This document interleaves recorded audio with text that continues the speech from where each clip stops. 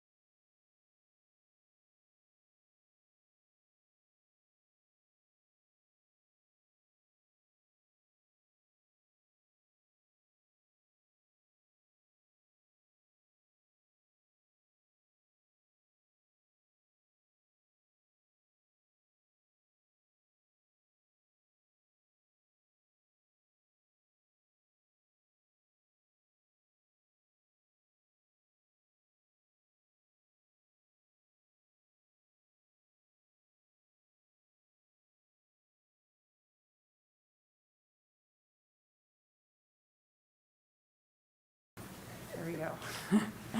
Welcome to the October 18th, 2022 meeting of the City of Ann Arbor Planning Commission. For detailed information on meeting procedures, please review the full printed meeting agenda. Mr. Leonard, will you call the roll?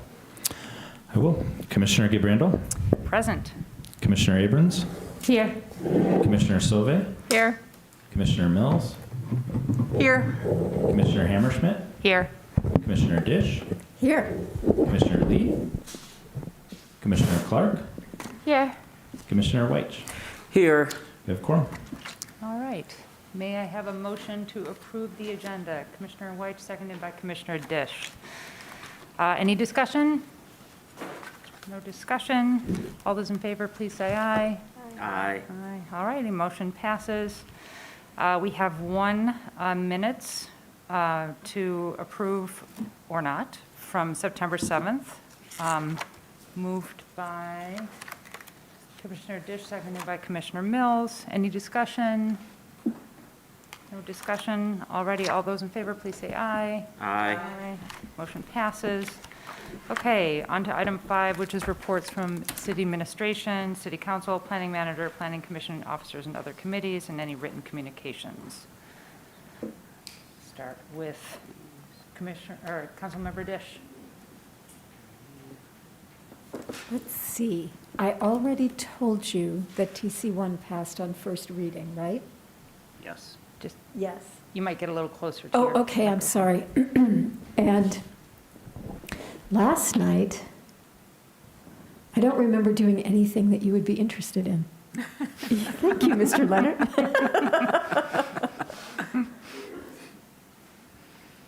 I didn't show up either. A couple of updates at your table this evening, and it'll be attached to the agenda packet in the next day or two. There was a question at a previous meeting about sort of the procedures to add agenda items to the agenda. The bylaws dictate that the planning manager sets the agenda for the planning commission. I've referenced that. I've referenced that section. If I think from my perspective it has worked pretty successfully over my tenure. However, I just remain open. If there's any questions or desires to revisit that language, we can always do so. Second, related to an item later on the agenda, I wanted to share my joy that the request for proposals for a consultant to help with the city's comprehensive plan has been issued. It's out, it's available on the website if you are interested in it. I did make some revisions based on the conversation at the comprehensive plan subcommittee. As a reminder, this is not the document that determines our vision. It is the document that helps us select a partner to embark on that conversation in our community and ultimately arrive at those recommendations and approve a document. Those proposals are currently due on November 21st. I'm working to assemble an evaluation team that will help me with that process to ultimately recommend to the City Council, thus the action later on your agenda. And that's all I have to report for now. All righty, thank you. Anybody else from any other, as a commissioner liaison or other? Doesn't look like anything. All righty, so we will move on to item 6, which is public comment. There's an opportunity for persons to speak up to 3 minutes about an issue that is not listed on the public hearing of this agenda. We'll first call on individuals present and then remote participants. To speak during this hearing, please press star 9 if listening by phone, or use the raise hand feature if viewing through the web link. For phone access, call 877-853-5247 and enter meeting ID 977-6634-1226. To unmute, press star 6. City staff will select callers that have raised their hand using the last 3 digits of their phone number or by name if available through accessing through the web link. When you hear an automated announcement that the host is allowing you to speak, when speaking, please move to a quiet area and mute any television or background sounds so that we may hear you clearly. For either method, please state your name and address at the beginning of your comments. Anybody present that would like to address the Planning Commission?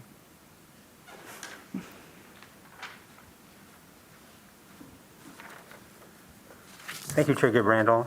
Ken Garber, 28 Haverhill Court. Very nice to be with you here tonight.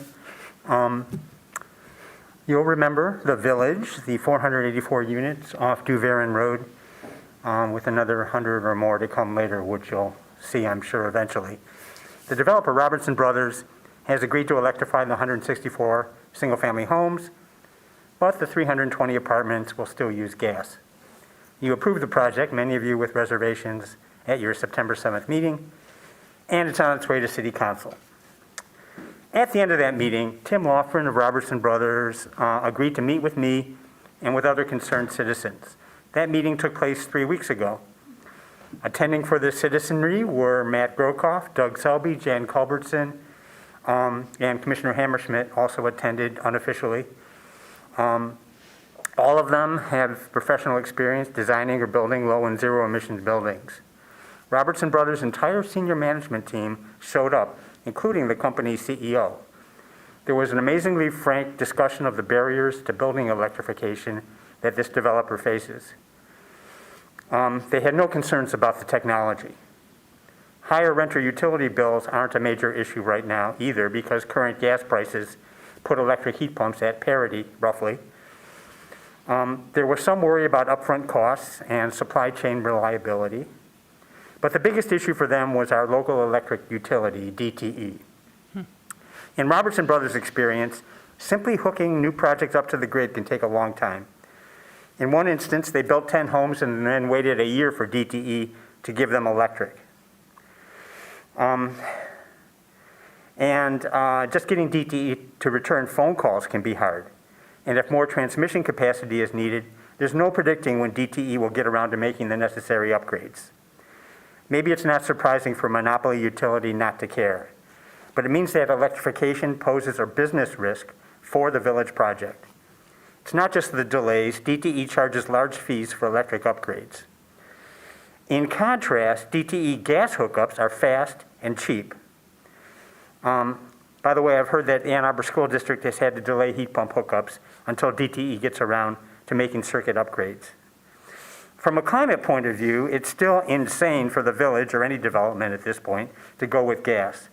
Full electrification should be mandatory for all new construction, and this should be written into our city code. But DTE's dilatory behavior is a real problem.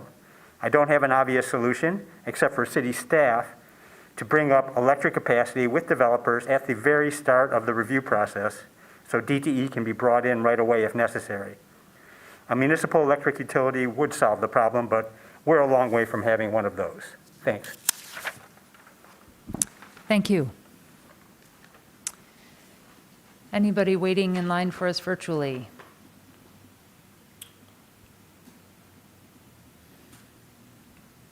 No speakers have indicated a desire to address the commission. Okay. Alrighty, so we are on to item 7, which is public hearings for the next business meeting. No new public hearings scheduled for the next business. All right.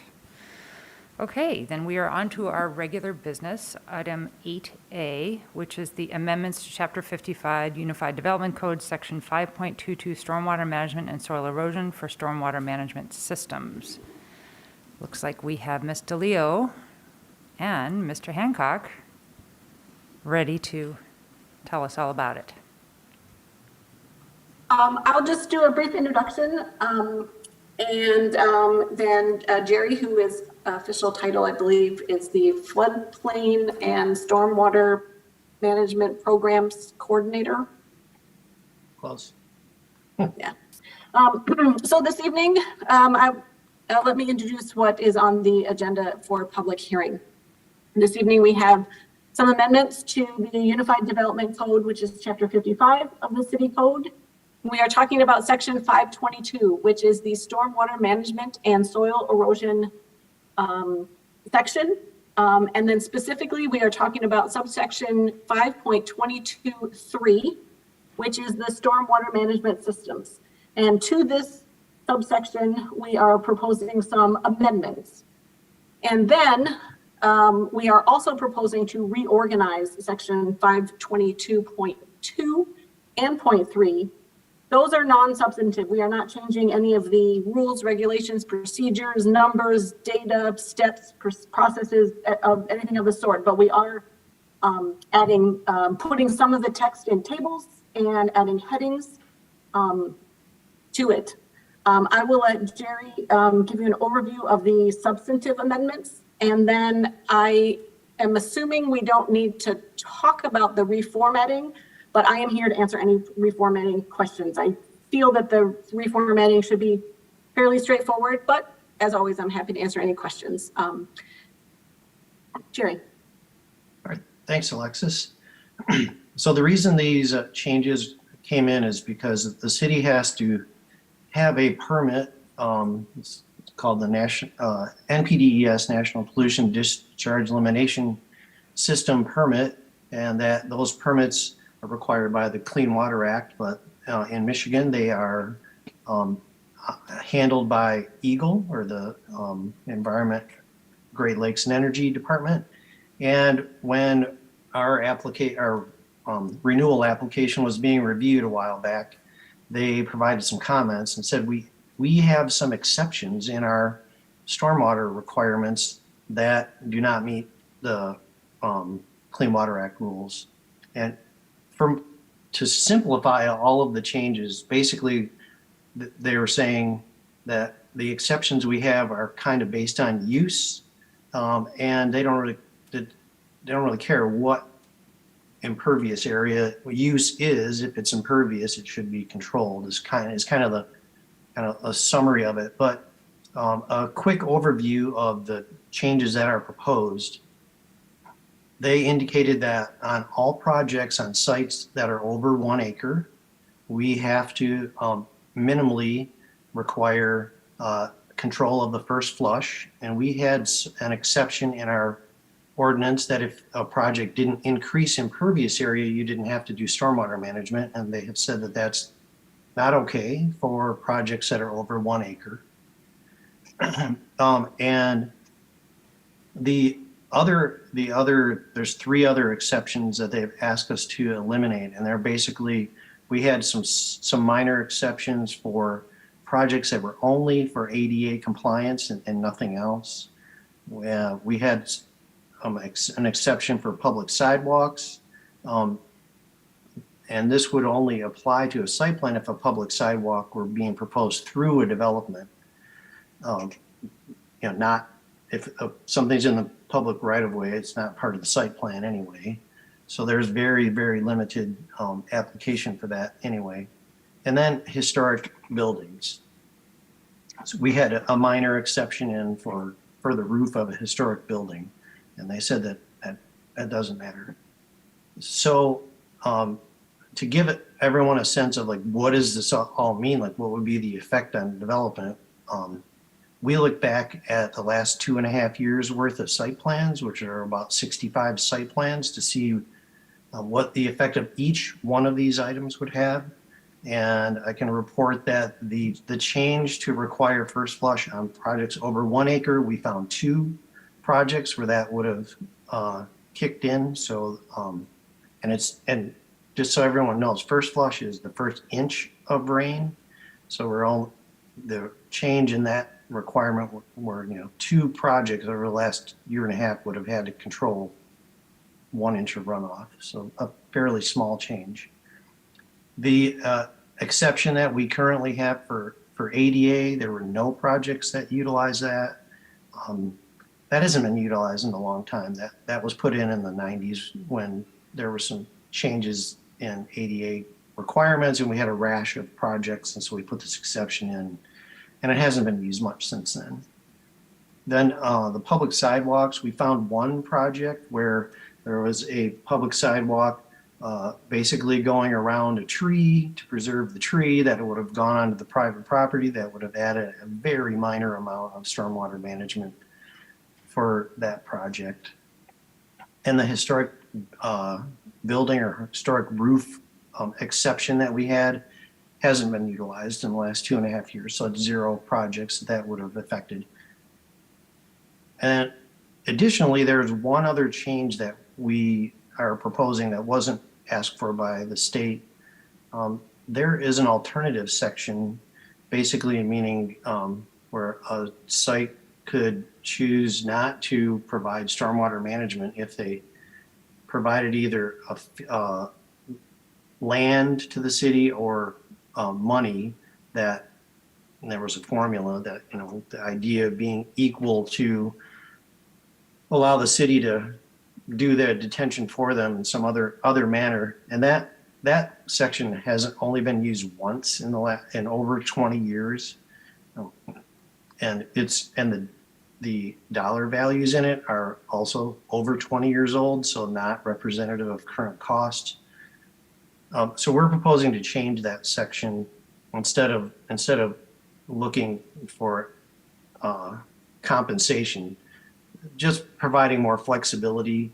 Like if a development is on a site that's contaminated and they really can't do detention, if they can provide justification, we would still have to require first flush per the state requirement, but there are some flexibility for difficult sites, and there's a few specific example listed in there where exceptions can be made, and we thought that would help with, especially with these changes that we're proposing, to make things a little more flexible instead of the basically pay in lieu of section that we previously had that wasn't utilized. So that's kind of the overview. So I think we can take questions. Should we do the public hearing first? All righty. So we'll have questions in a bit. This is for public hearing for persons to speak up to 3 minutes about these changes to the UDC. First call in individuals present and then move remote. If you're speaking remotely, press *9 or use the raise hand feature. For phone access, call 877-853-5247 and enter meeting ID 977-6634-1226. City staff will select callers that have raised their hands. Please go to a quiet area so we may hear you. For either method, please state your name and address at the beginning of your comments. Is there anybody present that would like to speak? Doesn't look like it. All righty. Anybody virtually? Let's just give it one moment.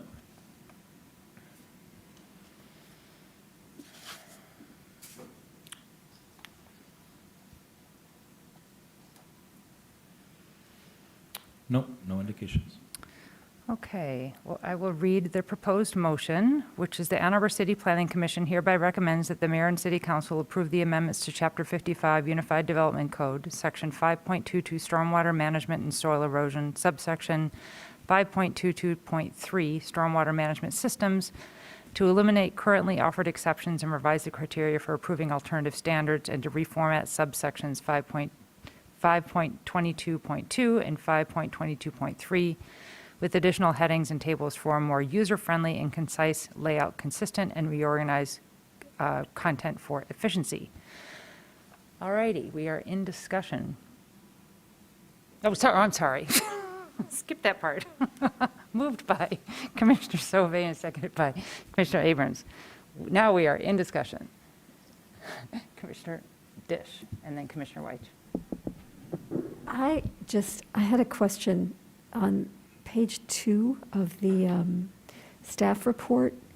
It says that a detailed explanation and analysis of the proposed amendments and the reorganization is provided separately. Was that meant to be the marked up document with comments, or was there a detailed explanation more along the lines of what Mr. Hancock just provided us that was supposed to be attached and wasn't? I can address that as I wrote the staff report, although my screen just froze. In the body of the staff report, the strikeout version that was done, the strikeouts done with the current format, that was what was intended to highlight exactly what was being amended. Mm-hmm. So it didn't get lost among the reformatting. And the analysis does come from Mr. Hancock's memo from September 2nd.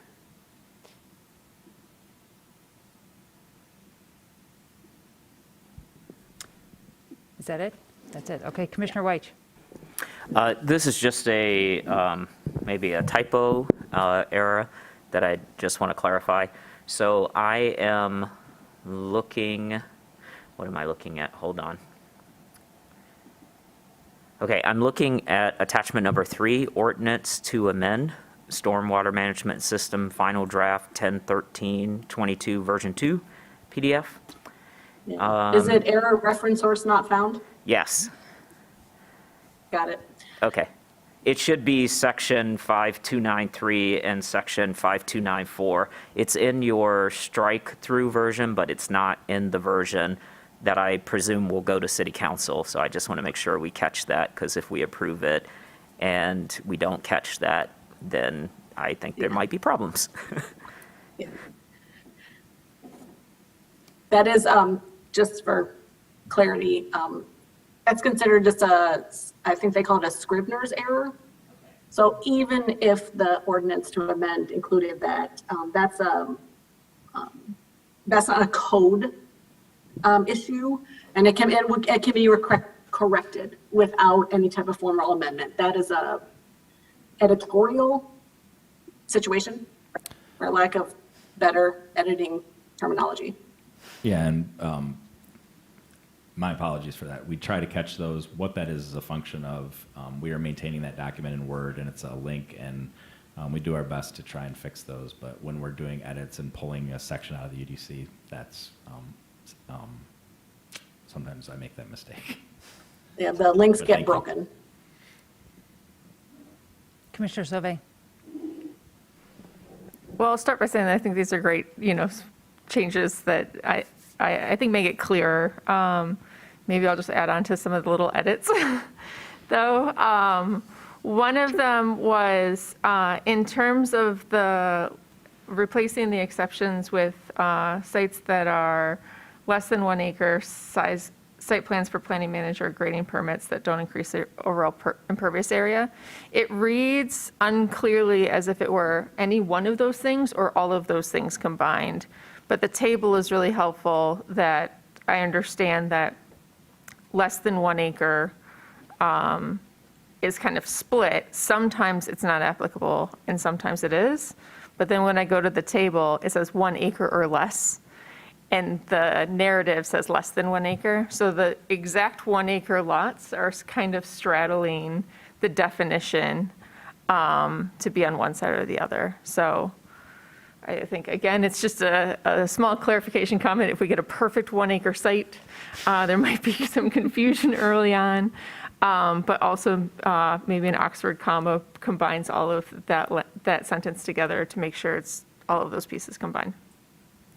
And then I did have a question for the sidewalk requirements to be included in the calculation. That is for any public sidewalk on the private property or also within the right-of-way adjacent to the property? So when we site plan a project, we're only site planning the private property. We're not site planning the public street per se, or that it fronts. So the stormwater requirements don't apply to the public right-of-way. So you'd have to have a situation where you were putting the public sidewalk on private property for the current exception to have any effect on stormwater calcs. And it's very rare when that happens. Okay, just wanted to clarify. It sounded like there was that one hook of a path, but not that this becomes a much bigger kind of move that we are tracking anything adjacent. So that was just a clarifying question. But other than that, the kind of where does 1 acre land in that split? And making sure, I believe that all three of those are supposed to be combined together, correct? To be exempt in that first paragraph.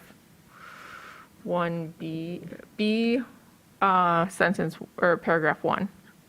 Well, maybe we could address both of those. Alexis, maybe you could talk about the structure of the exceptions, and Jerry, if you could address the 1 acre. Is there a specificity with the state guidelines? Yeah, the memo from the state said over an acre. Okay. So Okay. So we'll make those corrections. Cool. Thanks. Anybody else? I think Alexa. I'm going to screen share. Oh, I didn't interrupt. Yeah, I've got a couple of questions too. So I'm wondering how this meshes with what we passed earlier this year about the 300 square foot, that you can change a site plan add 300 square feet of imperviousness and not trigger site plan submission. And so I'm just wondering how these changes mesh with that. Because according to this, according to this table, I would think that that reverses that. And so I'm just curious how does that affect that? Go ahead, Alexis. Say. I'm going to share a Word document here. This afternoon, Jerry and I were meeting and to make sure that our reformatting did not change any of our substance. And so this table, these highlighted in yellow, we ended up changing this language because it didn't, what is in the packet doesn't seem to jive. And I think that this may address the partial question here, and then I'll get into it a little bit more. But when for sites that are in the City of Ann Arbor's review responsibility, and here's something, it's actually not jurisdiction, it's review responsibility. But when you are in this City of Ann Arbor review responsibility and your site is 1 acre or less, and so this threshold is new because we are removing the exceptions. If you have no net increase in impervious surface, and you were years ago an administrative amendment, or today, if you are a site plan for planning manager approval, there are no changes required to your whatever stormwater management system you have there now, even if it's none. Now, so this is consistent with the 300 square foot, and this is, I would say, an exception, but Jerry, correct me with the terminology, but the review comments didn't have issue with this exception because it for a site of 1 acre or less. So we are maintaining this exception, but we are going to make sure that this language, and this is the language we're going to use, says no changes are required when you have a site plan for planning manager approval. Now, if you are doing a 300 square foot addition, you are not even triggering the need for a site plan at all in the first place in our development review table. So again, these two issues are not connected. They work well together, and there is no change. These reformatting or the exception changes doesn't change. If you were doing a 300 square foot addition or slightly larger, and it was on a small site, and it was going on top of existing impervious surface, then again, your stormwater requirements tomorrow will be the same as today, and that no changes are required. And then I'll just circle back with this yellow language here. Because it was, and so it still will be, you actually do have to provide stormwater management when you're on a small site, even if you have no net increase. But if you are a site plan for planning commission or city council approval. Anyway, I hope it didn't ramble too much, and I hope that actually answered the question. So if you have no net increase in a site that is over an acre, does that trigger stormwater or no? Yes, that was the comment from the state. The state has indicated we have to at least require first flush. Okay, so that's a change then from when we passed it before. It seems strange to me that you can have a site, that, like relationally to the size of the site, that you're actually doing less, because it's a bigger site, but it still triggers the system if it's over an acre. Yeah, and that was the most clear thing from the state. And so the rules of the Washington County Water Resource Commissioner that we use as our standards, that is how theirs is set up. Theirs is set up to meet the state requirements because it's been revised more recently than ours. So we just didn't have that 1 acre threshold indicated. We were just saying if it's a site plan for the old administrative amendment that you didn't have to do stormwater. They said that did not meet the state requirements. So that's actually the largest change that's proposed. Okay. And then how does that relate to the whole 50% business from the county in relation to that as well, in terms of change? Like, how does that dovetail with?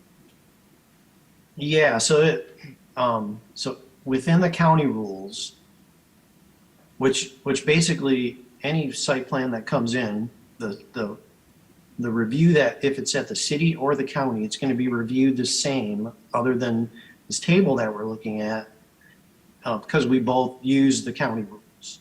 And the county rules have a threshold in it that is not in city code, that if a development is disturbing less than 50% of the site, that they only have to deal with the 50% or less from a stormwater management standpoint, not the whole site. If you are going to disturb 51% of the site, then you have to address the entire site. So that applying that threshold basically eases up the requirements on all projects that aren't a complete redevelopment. Okay. So, can I ask? Yeah, please. So, Jerry, am I to understand then that a 2-acre site that is proposing to disturb 25% of the area, 25% of that area is going to have to meet all the county design standards for stormwater for that disturbed area. However, the entirety of the site would have to meet first flush at a minimum. Yes, that is correct. Good Yep, clarification. thanks. Yeah, that does help. Okay. All righty. That's how the county rules are already set up. Yep. Okay. Okay. Okay, anybody else? All righty.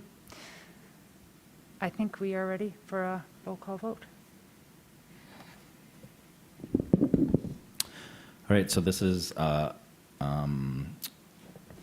on the proposed ordinance. I do want to note, I don't feel like we need a motion to change, but I just want to note we are going to make sure it's up to 1 acre for the exception, because it's over 1 acre is what the state, we're going to follow that to the letter, and then we will also correct the reference and may also clarify the exception language to make sure it's clear what the intention there is. So I just want to, there might be some small changes from what you're seeing, but I am hearing acquiescence to all of those being improvements. So we're just going to do that. Commissioner Sauvé. Yes. Commissioner Abrams. Yes. Commissioner Hammerschmidt. Yes. Commissioner Dish. Yes. Commissioner Clark. Yes. Commissioner Weich. Yes. Commissioner Mills. Yes. Commissioner Gabrandel. Yes. It is unanimous. Okay, we are on to item 9A, which is other business, and we have quite a few of those. So, let's see.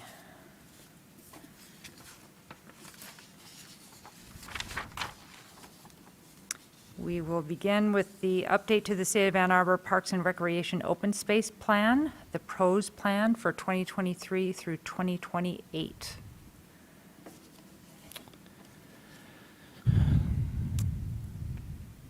Planning Commission action to forward draft plan to City Council for review and authorization to distribute to adjoining municipalities. The draft plan incorporates feedback the city received through an online survey and public meeting. The PROS plan is an element of the city master plan and provides an inventory of existing parks and facilities, describes the relationship between the park and recreation system, surrounding municipalities and recreation providers, identifies park and recreation needs and deficiencies, and proposes major capital park projects for existing and new parks based on citizen input.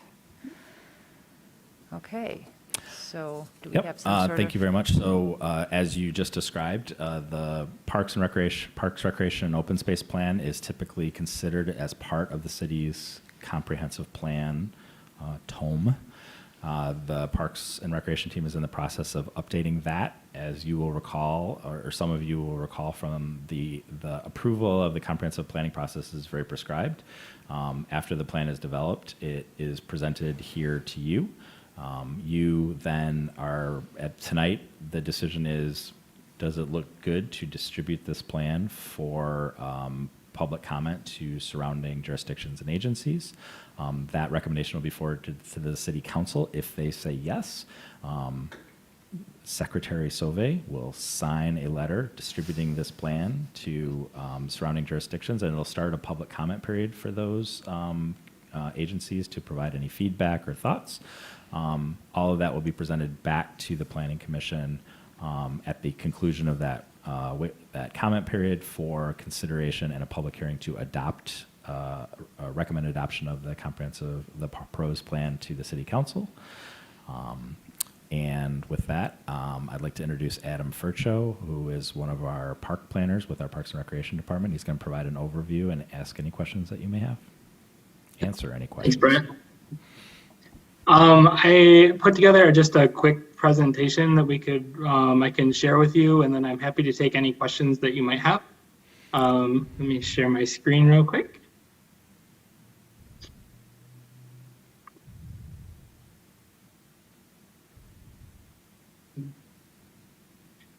Can you see my screen? Yes. We can. Okay, thank you. Quick overview of what the PROS plan is. So it's our comprehensive plan for the park system with goals outlined for the next 5 years and beyond. It provides a forum for public input to ensure the plan reflects the values and desires of the community as well as current trends. It outlines needs and desires for existing and future facilities and amenities, and it's required to be updated every 5 years to be eligible for grant funding from the Michigan Department of Natural Resources, and it helps us provide justification for grant requests and other capital projects. So a quick timeline of how we got where we are. In winter of 2020 or 2022, I think it was December we started, we had a PROS plan kickoff meeting. There was a task force that was created for the PROS plan, and we worked through our process and kind of we outlined the community engagement process. Through the spring, April to June, we put out a survey, which is one of the main methods that we use to receive feedback. That was open, and I can talk about that here in a minute. Through June and September, we held public meetings and focus groups. We analyzed our community feedback, and then we began updating the PROS plan document. Today, here in October, we are looking to publish the PROS plan draft for a 42-day review period. I presented to our Park Advisory Commission this afternoon, and I'm here in front of you today.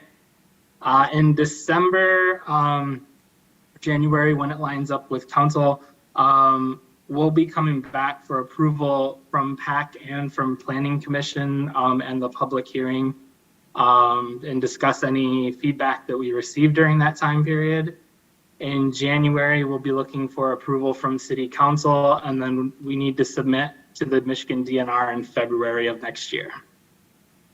So just want to highlight a little bit of the community engagement that we accomplished. So we had focus groups with the Park Advisory Commission, with the Recreation Advisory Commission, with the Planning Commission, with the Office of Sustainability. We had a group looking at downtown parks. And then we had a group that looked at bike recreation in the parks. We held a virtual public meeting in June, and then we held another in-person meeting at Burr Park. I think it was at the beginning of August. We held it during some of the day camps that go on there to help catch parents that were coming and going. I want to highlight our online survey. We had 2,382 respondents, which is well over double that we've had in previous years. So we thought that was quite a success. And then we received comments throughout this process, and we've kind of compiled emails that we've received over the last few years on things that the community wanted. So we incorporated that into the plan as well. And then we have our 42-day open period, which we're hoping to get more review from. And to highlight a couple key findings that I think really stood out to us going through this is that parks, I mean, they play a large part in people's lives, not just for like recreation. It's serving as a respite, it's serving as mental health breaks. They serve as transportation corridors with our border to border. People view our park system as really integral to their lives. It's not just a place they go to have fun. Park accessibility is an important issue for the community. We heard that loud and clear. We have an ADA transition plan going on right now looking at accessibility. And it's not just accessibility in terms of being able to do something. People want to be able to know how they get to the park, when they get there, how can they move around, what other parks can they go, what linkages can they see. And then we also heard accessibility, how can they get in touch with us. So we want to be cognizant of making sure we have someone out there that people can come to. Another thing that stood out is as the city's growing, so must our park system. We've seen an increase in growth, as you guys know, and that puts a heavier demand on our amenities, our experiences in the parks. But then we're also looking at, we have the corridor along Stadium or Briarwood that will be having future residential possibly. And so what does that do to impact the system, and what can we do to make sure we're meeting future needs? Then the other important thing is, while we reached out to the public, we also reached internally to our staff to see what they needed. And maintaining and improving park infrastructure, it's an increasing task. In the report, there is a needs assessment chapter. It is 19 pages long, and 17 pages of that is just needs that we have for our current park system. 2 pages of those talk about new amenities, but the majority of that are things we need to do to improve our system. So that's going to become a big issue moving forward and something we need to think about. So our next steps, we met with the Park Advisory Commission today to update and review them. We are meeting with you to hopefully provide a recommendation to City Council so we can distribute this plan to review for adjacent municipalities and open the public comment period. We'd like to go to City Council to approve and distribute that plan and start that comment period. And then we're going to be having a pros plan task force review in feedback session so that we'll go over that document as a whole one last time. In December, we'll be coming to PAC for public hearing and approval. And then we'd also like to come back for Planning Commission hearing and approval.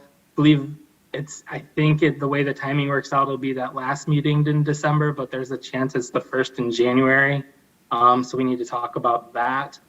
And then January 2023, City Council approval. And then February 1st is when we'd like to submit it to the MDNR. So with that, thank you. And I'd be happy to take any questions that you might have. Thank you.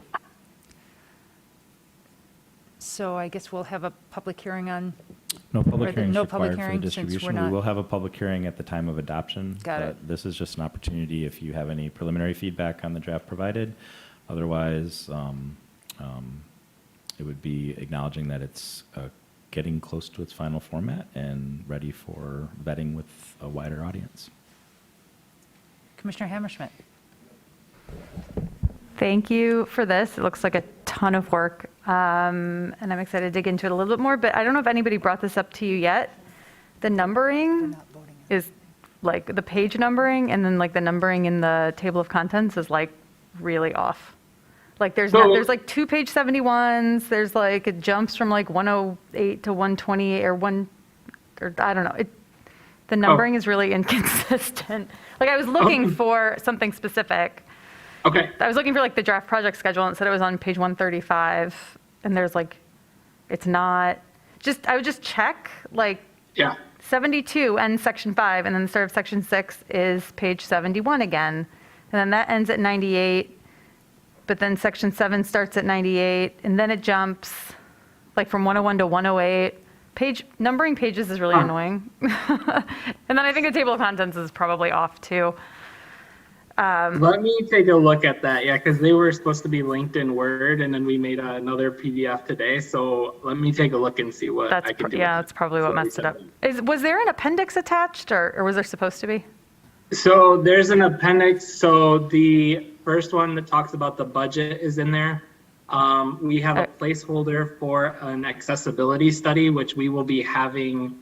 That will be loaded in November. We're finishing that up right now. It's part of our ADA transition plan.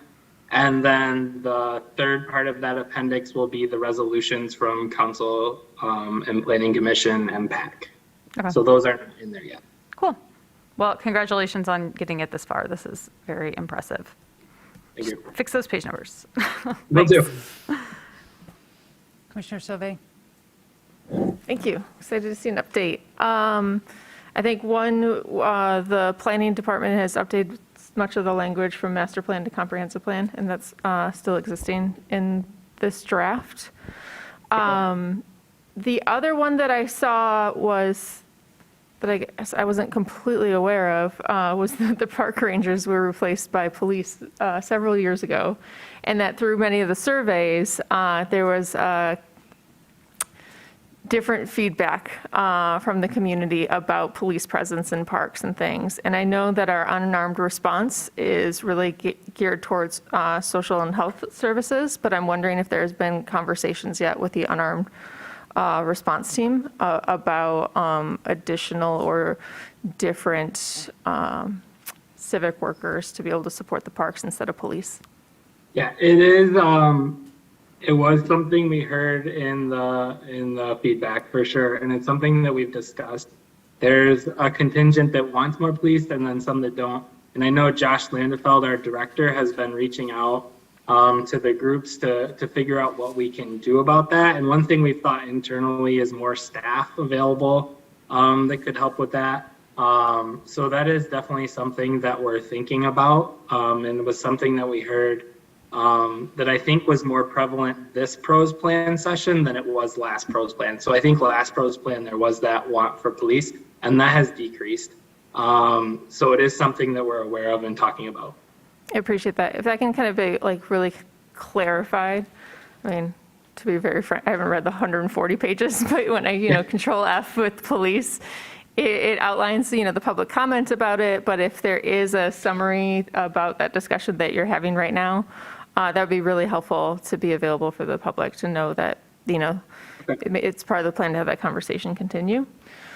And then regarding the budget, I'm wondering, we have the park contribution fee for projects. And, I know there's concern, the millage is coming up, but when was the last time the park contribution fee was updated? Just in terms of what we might do to help improve our parks. That one I actually don't know the last time that it was updated. I can talk to Josh Landefeld and get a response to you on that one, but I'm actually not sure the last time that was touched. Okay. Yeah, I don't know that the last time it's updated either, but we'll bring that when it comes back. Yeah. It is an ask, but yeah, we can, and I know it was based on, I think it was based on acquisition costs at some time, but I suspect it probably hasn't been updated. I'll try to find out when the last time that is and if it's warranted to sort of revisit that. Yeah. I think it's based on, at least the language, right, is Per capita maintenance. Per capita Yeah. maintenance. Yeah. So if there's some sort of metric from the parks that can outline that, to see that update. Because I believe, the millage for, maintenance, there's a maintenance and then there's an improvements budget in terms of the overall for our parks. So if that's something that we can do at this table to help improve and match that with the kind of economic growth, I'd be open to kind of that feedback in the next discussion as well. Thank you. Okay, that's great. Thank you. Commissioner Dish, are you ready? And then Yes, and thank you for perceiving that I was thinking. So I wanted to ask you about the mention of possibly relocating the public launch at the Cascades to somewhere else. Is that, it was mentioned in the report. is that something that we're actively considering? So it is something that was brought up. It's not something that's actively being considered at this moment. It's something that was brought up as a need from our livery manager, with the popularity, and we're talking like that parking lot, the gravel parking lot that is just north of where the livery and Cascades are. Due to the extreme popularity of that, especially on the weekends, we've had residents kind of complain about not being able to get their boat in the water. So that is something that has been discussed. What could we do? We have a launch on Gallup side, but we don't have anything. We only have that one spot at Argo. So that's something that is just being talked about, but it's not very active up front. It could be something that comes up though. It was brought up to our attention by our livery manager. I represent that ward, and I hear a lot about that facility, which I like very much. But Yeah. it is in some ways overextended. Parking, yes, as people mention, and there are issues about being able to monitor and restrain public drinking and the things that follow from that. And so it's certainly an interesting suggestion, and I'm intrigued. Intrigued to hear that the livery manager brought that up. I wanted to ask how you deal with conflicting results that came up from the public survey. And maybe you don't see these as conflicts, but I noticed that while funding and developing the area that is identified with the center of the city is of low importance generally, it ranks higher when you look at the results from the question where you ask people to list their top priorities, which suggests that while it ranks low generally, some residents have a keen interest in it. How do you reconcile those findings like that? I think at this point, I mean, we have this in the plan, so we can have further discussion in the group. I think we're trying not to skew it one way or another in there, so we can have those discussions. We're not taking any action like on a specific item at that, but I think it's important to know that there are those conflicting things that you just mentioned in there. So that would be something that, I mean, we'll have to discuss as a department when we move forward, but we have this as a base right now, and that can actually flag as this could be a controversial thing or something that we need to engage the public more on. Okay. But we have that in the plan right now as an item that is something that we can discuss. Great. And then I would assume that the same thing holds true. I saw a tension between public support for splash pads, which is low, but public support for making facilities accessible is higher, and you all list splash pads as one way to, yeah, you see what I'm saying? Yeah. It's that same discussion, and it's like, I think one of the survey questions also talked about like spending lower amounts of money, or they weren't as supportive on new amenities, which that would be. And then you read through the comments, and splash pad is like really popular, like you're saying. So I think it's about informing the public what that means and allowing them to kind of help weigh in on what it is and something we can explore further.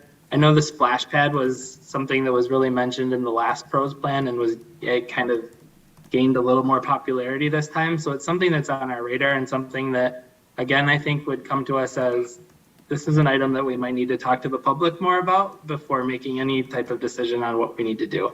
But it's in there for now, so it's something we can talk about. Great. And I wanted to, I hope you'll indulge me, colleagues, express some personal delight that you're thinking it would be a good time to fix the potholes at Fuller, which I can warm up before my swim in, before I go into the pool. That is one, yes. Commissioner Weich. Thanks for this. It's quite exhaustive, and I'm sure it took a lot of work aggregating and collating all of the feedback to get the report done. Like one of my colleagues mentioned, I did not get a chance to read the entire report, but I do want to ask a couple questions. The first one was, has the report been submitted to our Office of Diversity, Equity, and Inclusion for review? I don't recall seeing that in your presentation. No, it has not yet, but that is something we want to start. We want to have our own city staff and kind of look at this. So that's a good idea to have them take a look at it. Okay. And I bring that up because in the survey results, you note that some of the, what you label as minority users of the parks don't always feel welcome in the parks. And so having the DEI department take a look at that to make recommendations, at least before this plan is finalized, I think could be helpful. You do make note of the need for DEI initiatives on page 121, but that seems to be targeted towards the nature area preservation programs, but not to the park system as a whole. So just wanting to make sure that all the residents and the folks who are in Ann Arbor feel comfortable accessing our parks. I appreciate my colleague, Commissioner Sauvé, bringing up, I think it was you, the police, and I just want to echo her recommendations to maybe consider having the unarmed response program that the city is developing be a interface to the parks as opposed to the police. Over-reliance on armed officers who are authorized to use violence to bring people into control, what the police call subject control, is not a welcoming sort of premise in our parks, especially if you have loose dogs and someone has to call the police. Now you've invited a gun to what would be just a civil enforcement. So any things that you can highlight to de-emphasize the need to have armed police officers in the park, I think will go a long way to making the parks more accessible, more welcoming, and especially for those who have had troubling interactions with law enforcement. I just have some formatting things, and I just don't know, Commissioner Hammerschmidt went first on this, so I'm just going to pick up a couple things. The tables that cross multiple pages are hard to reference because the headers are lost as you move through the breaks on the tables. So starting with the inventory, the park inventory, section 4, that blue table, it goes for several pages, and then you lose track of what the dots mean as soon as you lose. So now I have to go back and forth to find out if this park has a drinking fountain type of thing. So if there's any way to bring that forward for readability. Also, the labels there are overrunning the columns, but I just don't know how much input you want from us at this point, or if that's something that is already on your radar screen. And I would say on any table that breaks a page, if you could bring the header onto the new page, I think that will make the report more readable and more accessible and require less scrolling as you navigate.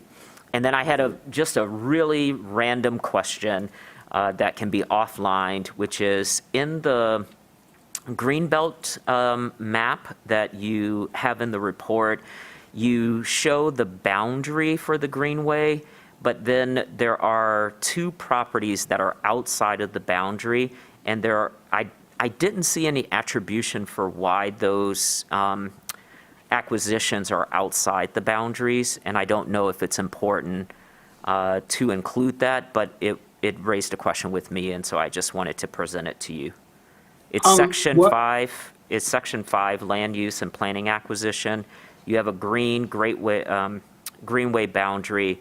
It's in Superior Township to the east, and it's in Webster Township to the northwest. Okay. I do not have an answer on that, but I can talk with our acquisition manager and NAP director, Remy Long, and I can get an answer on that one for you. He's the one that kind of put these tables together or these maps together, so I can ask him about that. Yeah, it's just interesting to know, I mean, even if it's just like, oh, this property was acquired before they made this boundary or anything like that, just to sort of explain why we've acquired properties outside of the boundary, since the boundary is noted. Okay. Thank you. I can get that answer for you. Okay, thank you so much. Yep. Commissioner Mills.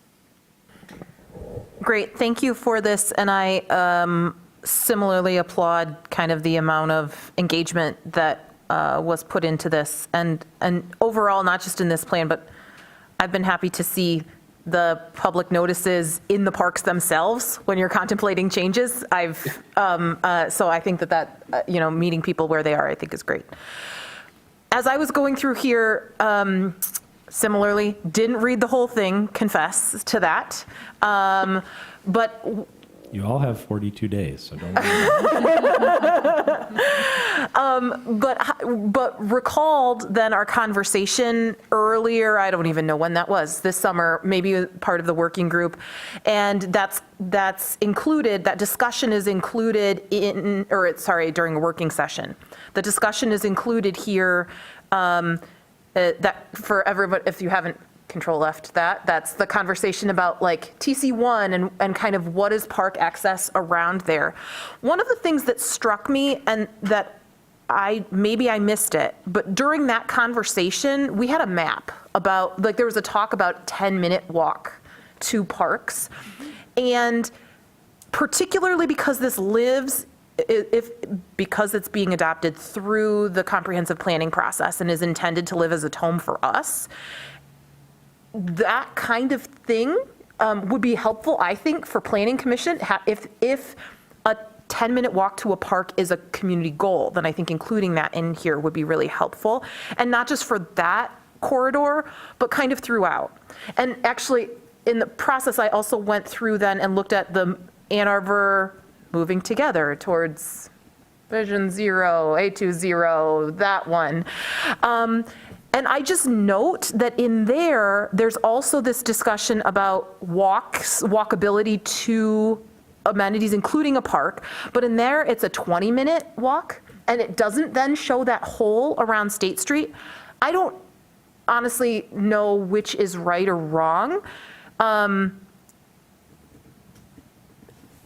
It's not uncommon for multiple elements to I don't necessarily know that these conflict, but these aren't the same goals. And so I'm curious, like when I'm looking at this, what, I would trust, honestly, within the context of a parks plan, like if our intended goal is to be this 10-minute element, like maybe that needs more engagement, and maybe that's for the next time you do this.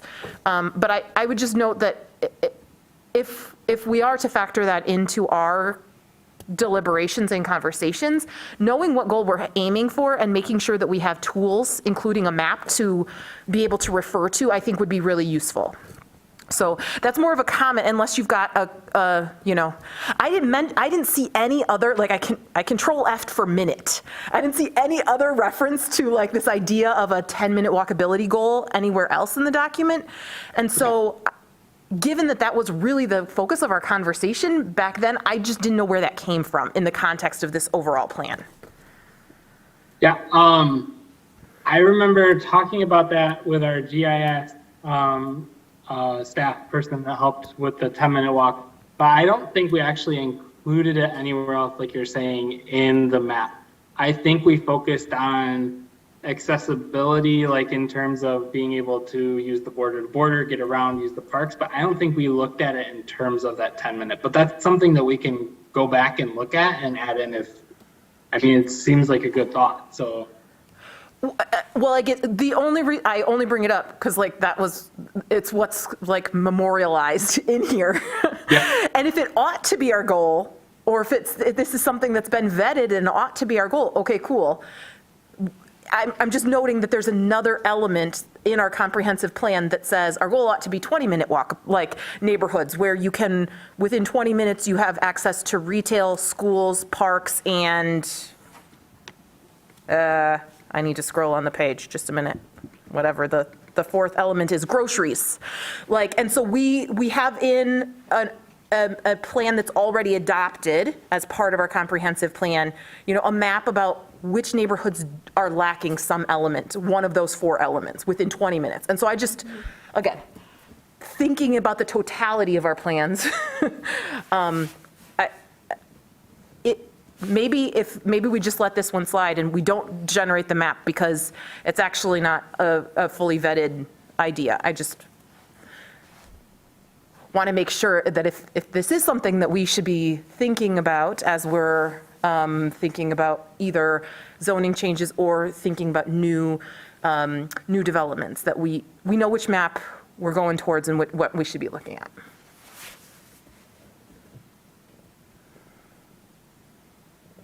Commissioner Hammerschmidt. I want to add on to that, and thank you for reminding me of that conversation. So 10-minute walk, like Trust for Public Lands movement 10-minute walk, Mayor Taylor actually signed on to that. So there is like a really well-developed, like this is like a thing, a 10-minute walk to a high-quality park. And I think it would be really important to include a map that sort of shows the area. And I mean, we're very well parked in Ann Arbor. We're very lucky that we have a lot of amazing parks. But in that conversation, we saw that there are areas, especially if we're talking about adding more residential, that will be underparked, if that's a word, once people start moving to those areas. So I think it would be helpful to sort of lay that out in here if the Parks Department thinks it makes sense, since, I mean, technically it should sort of be one of our goals. I remember Hillary at one point was like, we have a goal of a 5-minute walk, and maybe that's not like memorialized anywhere. But I mean, I think, because we have this robust park system in Ann Arbor, there aren't that many pockets where it's missing, but, making sure that everyone has access to a park within a 10-minute walk from home, a safe walk from home, can, help meet a lot of our other goals too. So I would advocate for adding a section that sort of talks about the importance of that. I'm happy to help you. I can help write it if you want, because I used to work on this in my old job. But 10-minute walk is like, yeah, contact me. I think that's something we can work on, and I'd be happy to talk to you about that and get your assistance on it. Yeah, I've got language already somewhere anyway, and other stuff I've written. Okay. Thank you. Anybody else? You go. One, I got up to look at the map that's outside of this body, and it's actually a 5-minute walk to parks, which is, I thought, sort of interesting. But my question was about pickleball. As we know, it's sweeping the nation. And it's also displacing kids, being able to play in spaces that they have had full sort of purview on. And I see you address it somewhat in the plan. You note that we have 2 parks, but you don't name those 2 parks in the plan. And then this is probably for a future thing, because I don't believe you're asking for content changes, but just like how something that may reference how the city is going to approach the access to the parks with the potential conflict with pickleball, because they'll take up like basketball courts or spaces where kids like rollerblade or able to, I think of my own neighborhood, Lansdowne. There's a really nice paved basketball court that's at the end of the park that's there. And it would be a prime place for pickleball. And so then like the primacy of who gets to make those spaces available. And right now there's pickup games with adults that come as their like morning activity. There are kids who recreate there after school, and just wanting to make sure that as we think about the uses, that we're really trying to make sure that there are a lot of uses and not these dominant sort of uses of the park that would exclude other people. So just a comment, I'm glad to see it in there. I'm glad that we are approaching it, and I hope that kids can still have access to their parks. Yep. I will say, I think when we looked through like our Excel table of all the comments that we got, pickleball was one that really popped up quite a bit. And I know it's something that we deal with all the time is how can we add more? And like you're saying, not take away from other activities that are out there, other spaces. So that is something that we're dealing with constantly. But that's a good comment. Thank you. Anybody else? Okay. Thank you, Mr. Furco. Thank you. Would you consider a motion to recommend forwarding this to the city council and distributing the plan? Okay, so there is a motion. Because we talked about, yes, absolutely. Moved by Commissioner Sauvé, seconded by Commissioner Hammerschmidt. All righty. Discussion voice of the vote would be proposed fine. motion. All righty, so we'll have a, there we go. Thank you, Adam. Oh, thank you. Thank you, everyone. Okay, we are on to item 9B, 22-1718, the fiscal year 23 work plan review. At the last meeting, or at a recent meeting, there was some public comment, and there was a desire to think about the comments. The comment that sparked conversation was specifically about cooperative housing, how the city considers that much like it does fraternity and sorority housing, and what are the opportunities for that. From that, I have put together just sort of a brief draft of the work program. We have more to do. You don't have to make changes to this, but I thought it would be an opportunity at a minimum to just sort of make sure we're all on the same page about the status of some things. Also some conversations that I've had that I'd like to present to the full commission for consideration. So I'm going to focus on the discussion draft, just for some status updates. As you're aware, the capital improvements plan, we've heard from Kayla Coleman. That is underway. We'll be presented that back to the full planning commission late this year for adoption or early next year. That is underway. This is a full, sort of a quote unquote full capital improvements plan. The comprehensive plan, as I noticed in my, noted in my comments, communication comments, the RFP has been issued. This is going to, proposals are due November 21st. I am estimating at this point to be a 12 to 18 month process. And that's going to be a lot of work for the community, for staff, and for you as the Planning Commission as we embark on that process. Jumping down to ordinance amendments. As is the case, the Planning Commission has really been working very hard. From the existing proposed work program, parking regulations have been completed and adopted. Those were adopted by the City Council in August of 2022. The Delta batch of changes included modifications to landscape modifications, R2A lot size, some use changes in the M1 district, some marijuana license flexibility. Those were completed and adopted by the City Council in August of this year. The TC1 rezoning for stadium is scheduled for second reading and public hearing at the November 10th City Council meeting, so that's upcoming. The first reading has already occurred. I've had one presentation of draft language around sustainability to require electrification for new development with the Ordinance Revisions Committee. I'll be presenting that to the full Planning Commission. I anticipate doing that on November 15th. I'll also be accompanying some additional solar access language, specifically around solar accessory structures, to consider some potential more flexibility for that.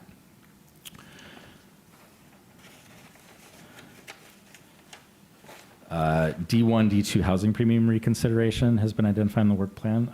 I am in the process of, I have solicited a proposal, and we intend to a contract with Carlisle Wortman Associates. This is a consultant that we have some ongoing professional services arrangement with for both planning and building services. So they're going to be bringing some additional, frankly, horsepower that we can kick off that process here in the next month or two, I hope. That's going to include a lot of engagement with you as the Planning Commission, with different stakeholders across the community, both advocacy groups, other boards and commissions, downtown groups, and the development community about premiums and what the future of those might look like. I already talked about solar energy readiness. So that's the status of things that are currently on our work program. Shifting to 2023,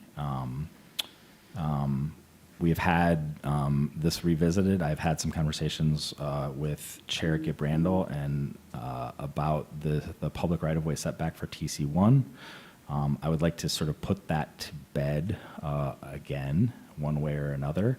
But I am proposing that if we are to do that, my recommendation would be that we not create character overlay districts, but rather we consider a very adaptive change to the TC1 district, like a lot of the other parameters of that would be responsive to what is happening in the public realm and might lead to increased or different front setback requirements. I'm proposing that if we take that on, we do that in conjunction with a joint rezoning consideration of both Washtenaw Avenue and the Plymouth Road corridors. It's a planning manager's prerogative to change their mind. My rationale for that is that I think that despite my insistence previously that we take the corridors one at a time, I think I stand to be wrong, but I think that there are more similarities between Washtenaw Avenue and Plymouth than either of the other corridors that we have previously considered. I'm not saying they're identical, but I think there's more typology that are similar. I think, to be clear, I think that the inclusion of all of that together would probably be a little bit longer engagement process. It's going to be obviously doubling the work with notification, with consideration. One of the things that I'd really like to do, and I'm exploring this, is I'd like to actually hold a working session with the commission out on the corridor so that we can explore some of these aspects, particularly as it relates to the right-of-way and the like, in a real tactile way, if you will. Timing might make that cold, but nonetheless, you look like a hardy bunch. So I am proposing that we would kick that off probably in early next year, sort of lumping all three of those TC1 conversations together. That would enable us, you as the commission and ultimately the city council, to make decisions on all of them, but we would be engaging and sort of taking those all together because for the reasons that I indicate. Site plan light remains on the plan, drive-throughs, accessory buildings, and then those two have been priorities that the Planning Commission has identified over time as priorities. Site plan light, just as a refresher, that is determining if we might be able to find a more cost-effective way to get the information that is necessary for some category of site plan developments that is less than what we require now. It can be fairly costly to go through the process to put together the plan set to bring all those professionals in. It'd be seeing if there's an opportunity, apart from the site plan changes we have made, to look at the actual content, the minimum content that could be potentially reduced. Drive-throughs have come up. I haven't heard much lately. We get inquiries from them. We share the previous Planning Commission dialogue that they seem to be a conflict point at time, but I think at the end of most of those conversations, when they happen here, there's a desire to revisit drive-throughs. I don't frankly have a lot of direction about what that means yet or how that might go, but that's identified. And then there are three, these are really more staff-driven potential ordinance amendments that I'd like to consider. Accessory buildings and structures has been on there for a while. A la recent changes to our site plan, you just saw some changes to our stormwater. I'd really like to look at our ordinance as a way to clarify and better communicate how accessory structures are allowed, regulated, and the like in our community. Conflicting land use buffers. I'd like to specifically look at conflicting land use buffers to no longer require them between residential projects. Right now, density of residential can dictate that. I'd like to reconsider the application of conflicting land use buffers. And this is a new one, driveways. Right now, I don't know how best to describe this. So when you're building a new home, we require you to have, if you're going to provide a parking space, which is no longer required at all, but if you choose to provide a parking space, it has to be a compliant parking space. That means it has to be in a garage, or it has to be behind the front line of your home. So in that case, if you're building a new home, you would have to either, and decided to provide a parking space, it would either have to be in a garage, or your driveway would have to extend beyond the front of your house, sort of your side yard, if you will. Now that parking is not required, and independent of that, at times, property owners are seeking to reclaim garage space for other uses. They're seeking to renovate their garage, and for a garage to be reclaimed, if the driveway stops at that driveway becomes illegal. You can no longer legally park in that driveway because it does not lead to a legal parking space once that garage has been reclaimed to living space or some other space. I would like to explore allowing that driveway in that circumstance to be maintained. Now, in order to reclaim that garage space, you would have to remove that driveway. And so I'd like to explore a small, well, time will tell, but an amendment that would allow basically some limited front yard parking, which the ordinance does not allow currently.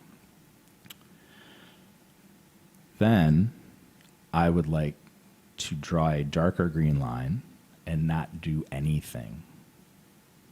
These are all the things that I propose we do concurrent with adoption of the comprehensive plan, and we don't do anything else until after adoption of the comprehensive plan. Bigger things like R4C zoning, integrating mixed uses into residential neighborhoods, missing middle R4C residential district infill, unzoning, parking maximums. I think these will be threads through the comprehensive planning process, and I would propose until those goals are identified and the implementation priorities are established through that planning process, those would be after whatever date that ends up being. So we've got work to do. No changes have to happen to the work program. I did not include a significant change to cooperative housing or fraternities or sororities. You heard that conversation. I think some of that does relate to mixed-use neighborhoods. I think some of it does relate to R4C zoning and infill in a lot of residential districts. But I just wanted to be clear that I think, that those comments is something that sparked this coming to mind. I want to make sure that that feedback's not lost. And at this point, I'm happy to answer any questions about, from the commission's perspective, of your interest in exploring any of these things, excising any of these things, and however I can help. Commissioner Weich. I'll start with a question. On the driveways, is that a form-based requirement? In a way, Okay. On the comprehensive plan, I remember you answering my question, so I just want to clarify it, that the engagement will not produce UDC text amendment recommendations. I anticipate the plan will identify recommended UDC text changes. At this point, I can't commit that this contract will develop that text language, but the aspiration of this plan is that there will be an implementation schedule that says the city should, in year one, make changes to the UDC to address the following items. But there won't, so we will, I'm asking the question to understand what our task will be. I know we'll get a deeper explanation of that, but I'm just looking at it vis-a-vis the plan that you've put here. So we will have to develop, absent the consultant producing recommended text amendment changes, we will have to do that work while, like at our working sessions, of which we have 11 or 12. 12 typically. So it would come through that flow, assuming a fairly normal schedule of site plan improvements and things like that. Yep. So that, again, a question, is that included in your 12 to 18 month forecast, or is that an additional 12 months to your forecast? So that the actual, I'm sorry to cut you off, the actual conclusion of this will be somewhere between 24 and 36 months. So when you say the hard green line, we're not going to actually see those things, if I'm understanding you correctly, until 2025 or 6. Yeah, the 12 to 18 months is my estimation of when the city ultimately will adopt the policies and the vision it's interested in implementing. And so until it does that, it doesn't make sense from my lens to start the implementation of that language. So it would be the longer term, as you're talking about. It is identifying what those goals are adopted, and then we get to work in the drafting that language. Now that could be continuing services with a consultant. It could be occur in a lot of different ways, but I want to be clear, it is sequential, it is not parallel. Okay, that brings up a whole bunch of things, which I'll try to capture in an email to send to you or to the whole team.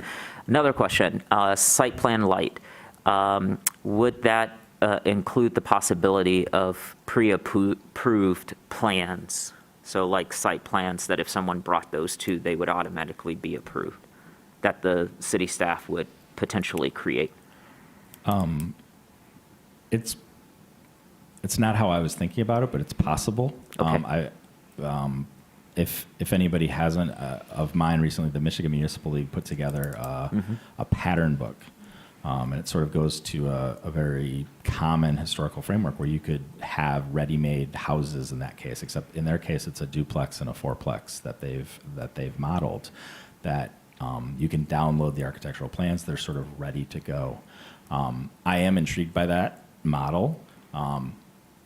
I think that could have applicability at that kind of scale. It's another model that I'm interested in, and is doing that from an accessory dwelling unit perspective, sort of ready-made plans for accessory dwelling units.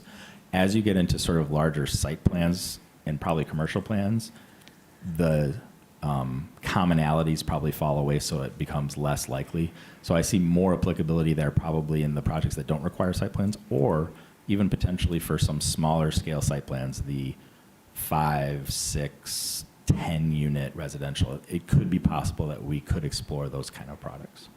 And then my last question for now is, I don't know if the law is passed or if it's just been introduced for alternates for Planning Commission.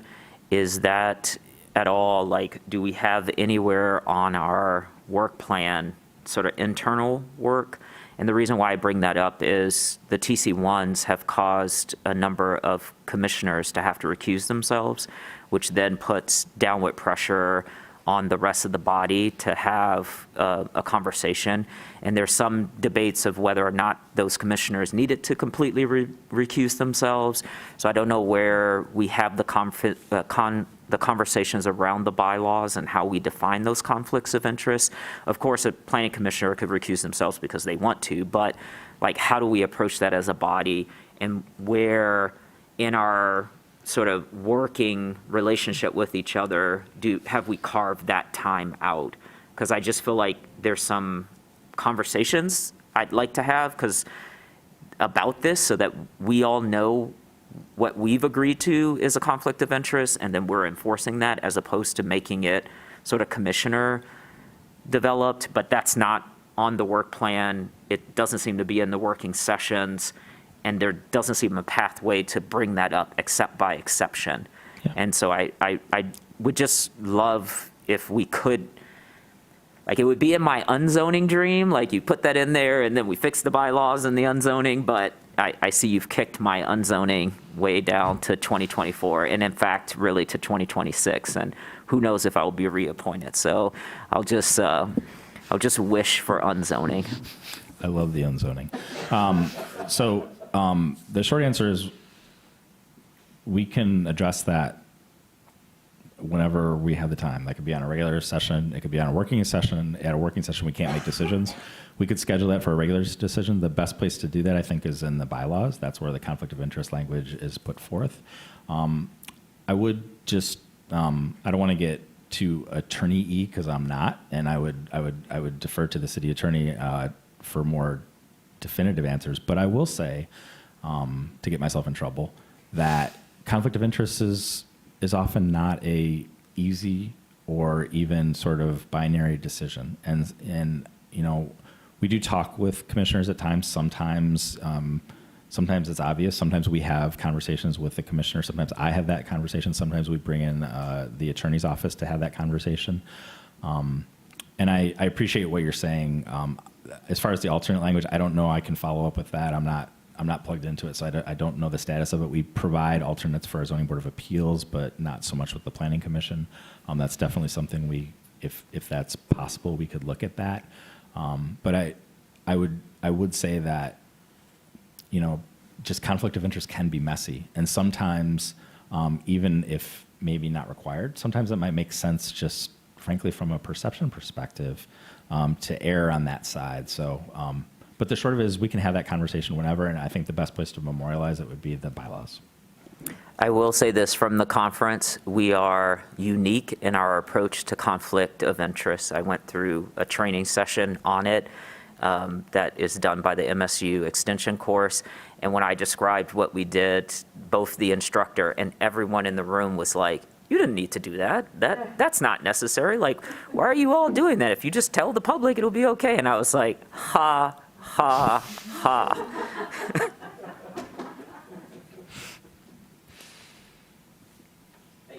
Commissioner Sauvé. Maybe just a little thing on drive-throughs, and this could come up during TC1, since they're then banned in TC1, that maybe a map in terms of that process would help us understand where the overlay of what's remaining for special exception use, so that we could evaluate if drive-throughs. It's most all commercial districts, yeah. Yeah, but not D1, D2 either. Not D1, not TC1, but all the C districts, Okay. yeah. So that might be a way to midpoint evaluate. That's all. Thanks. Commissioner Dish. I wanted to just ask a point of clarification, or actually 2 points of clarification. And one is just following up on what Commissioner White just asked. So I understand the thick green line, but I want to understand what counts for you as the comprehensive planning process being finished. And I think that Commissioner White just asked this, but I just want to make sure that I understood. So there's initiation of comprehensive planning to adoption by the council, and then there's a further stage of implementing the plan by developing UDC text amendments. And for you, the comprehensive planning process would be finished when all of the implementation is done, or no? Because other things could run concurrently with that. No. Sorry. From my view, the comprehensive plan is finished when the city council adopts it as the land use policy of the community.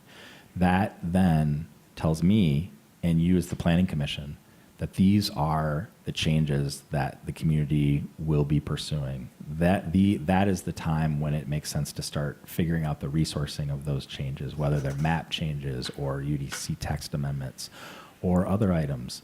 And so there'll be a lot of work as part of the comprehensive planning, thinking about what those steps look like.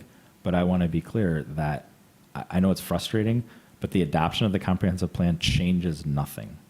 But it also tells us that these are the goals and the metrics and the steps that we as the community have endorsed, and directs then you as the commission, us as staff, to go forth and do that. Until that decision is made, The commission is, we have plans now. Then those decisions are guided by the plans that are in place until that new plan is adopted. Yes, and actually, the point that I was trying to be clear about was, at what point do we get to peel off that thick green line and start working on some of the things that you put down there? Would it be concurrently with implementation of the comprehensive plan? Or do we have to wait until we finish all the map amendments and text amendments? Below the dark green line. Below the dark green line. The comp plan, I anticipate, will provide us additional direction on those things. prioritize I think those things, as well as other things, are going to form our list. But Yeah, that's not for me to decide. That's for us to go through the process of identifying, exploring, yeah. ideating, and ultimately prioritizing.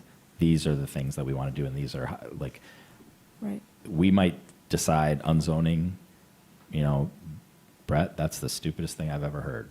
That cannot be in there. I hope not. I think it's a really good idea. But I think the planning process is going to hit on these topics, and that planning process is going to shape this list. It's probably going to be a bigger list, and it's probably going to add some detail as to the steps on how we're going to approach some of these. Understood. So if all goes well and the comprehensive planning process is done sometime, I can't do math, but anyway. 12 to 18 just months. add 2 to where we are, 2024. Then all the things that are now under the thick green line we get to reapproach them through whatever lens. Yeah. Okay, great. And I understand that the timing of a working session on the TC1 corridors might make it cold, but I hope it won't be both cold and dark, which means that it might not be in our regular meeting time. I agree. Commissioner Mills? Thanks for laying this out. Again, I appreciate these mid-year check-ins, in part so that we don't have to wait till the end of the year to say, holy cow, guys, like, we've done a lot. Like, and by we, I mean, I feel like staff puts it on us because it does come through us, but this is really, like, I want to say thank you. We are ticking so many more things off the list these days, and it takes a village or a city, and really, so kudos. And I'm glad that we're revisiting this now. In terms of 23, let's do it all. That sounds amazing. And some things I think are smaller rather than bigger, although they may turn out to be the big crazy things that we don't anticipate, but let's do it. And I mean, just given how many things we've checked off, I think that that's great. To this point about the thick green line and maybe a friendly amendment to this, in case it is towards the 18-month end of that window before the comprehensive plan is fully adopted, I might suggest that the mixed-use neighborhoods and the parking maximums are both things that are in the Moving Towards Vision Zero document, which were adopted through the comprehensive plan process, and which all of the input that is part of the comprehensive plan, the big now new comprehensive plan process that we're undertaking, I know we'll learn things, but in terms of a goal that's already been adopted in the city, those are two things that are in our tome of documents now. And so I might make a friendly suggestion, and you can shoot me daggers with your eyes, that if we finish everything on the 2023 list and are twiddling our thumbs because we don't have a fully adopted comprehensive plan document yet, that those are two things that I think that we will have learned through the engagement process that maybe that we've already identified as things we want to do in our existing tome of documents. And so could we potentially start those concurrently rather than waiting for the full adoption. Yeah, that's a question.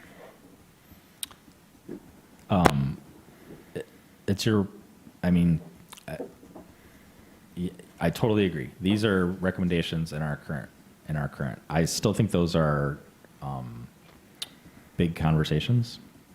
The sentence establish parking maximums across the city is not easy to accomplish. I think it's going to be really challenging to find the right levels.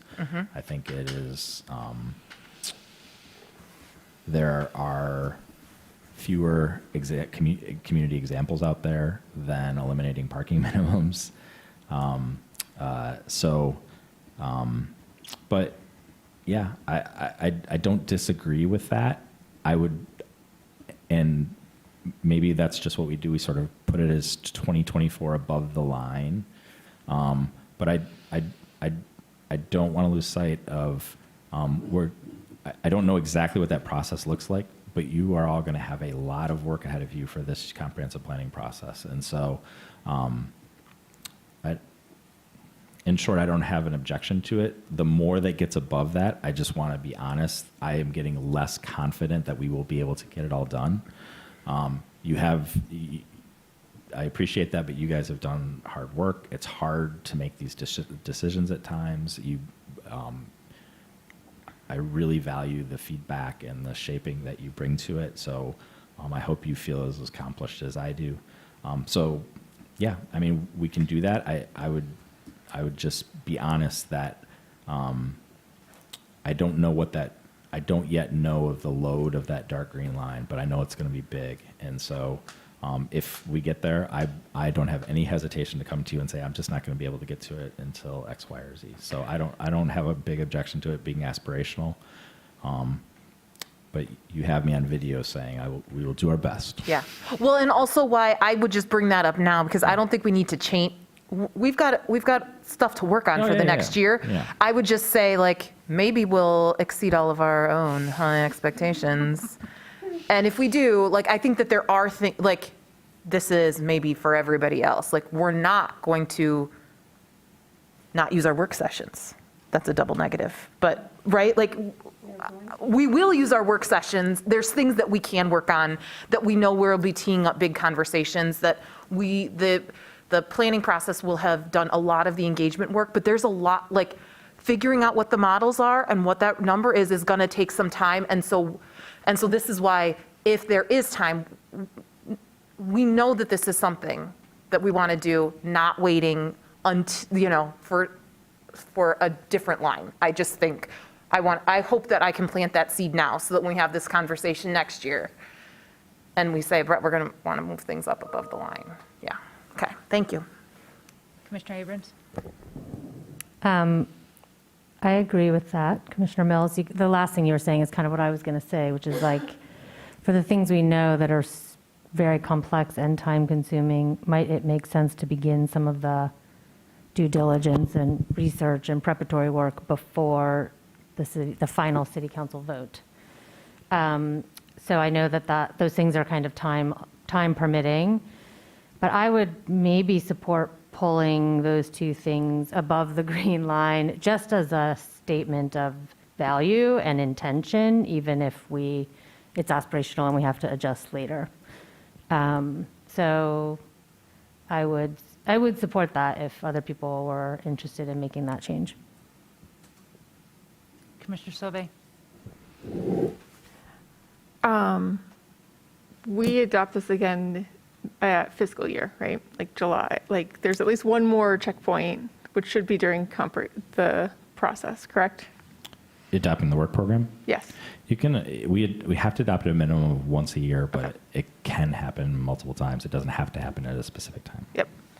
I'm just thinking, I mean, like the driveways, it's one of those things that not everybody's privy to, and like this conversation being part of the community engagement process, that this conversation and its next adoption become part of that community engagement, so that it's with the facilitator, so that maybe we can unpack some of these project issues that we're seeing at the table with projects that might be different than what the community is seeing for prioritization, so they can understand our process for prioritization at the same time that they're trying to lay out their priorities. And it might just be a really good checkpoint at the 10 month mark or something of this process to say, this is where we're at, the progress we've made, and, you know, are there priorities coming to the top as we finish the end of it? So, I mean, I'm fine with kind of leaving it as it is. I understand the amount of, you know, work that's going to be ahead, but actually rolling this process into comprehensive planning instead of rolling more of this ahead of, I actually want to flip and bring this into it instead of get ahead of ourselves for that fact. So I don't know if that's actually just a conversation with the consultant once they come on, that our role being available as part of the process. So, because we're going to do stuff. Like, this is a lot, so I'm good as is. Just to take a unasked answer and step back, Commissioner Gabrandel had asked for sort of an overview of some of the ordinance changes that have taken place. And it was a great opportunity for me to reflect on how important the UDC has been to being able to do this. Since 2018, when the UDC was adopted, the quantity of ordinance amendments has really been remarkable. And there's been a lot, you know, of varying scales and impacts. And I for sure have my critiques of the UDC, but these changes in our old 10 chapters and pyramidal zoning where C3 is everything in C2 and C2 is everything in C1 would have been nightmarish, if not impossible. And so just to say that the hard work of you and your predecessors, I think to your point of we're going to get stuff done, you've shown that, and the city council has shown it. There's been a lot of evolution and I think really improvement of our code over that time. Commissioner Hammerschmidt. First, I will just third the idea of moving up mixed-use neighborhoods and parking maximums, at least as aspirational above the dark green line. But I have a question about TC1, the three things under there, the Washtenaw, Plymouth, and then the setback amendments. I know you said taking like the Washtenaw, Plymouth corridor rezoning together. Are you also anticipating that right-of-way amendment would be sort of studied? I think it'd be great to explore that in applying any proposed change to those corridors. Okay. It would have implications to the other areas as well, but yeah, I think that would be a great time to do it. Okay. Which corridor are you thinking of walking? Both? I don't know yet. Okay. I have thoughts. We can talk about that. Okay. Thanks. Maybe both. Yeah.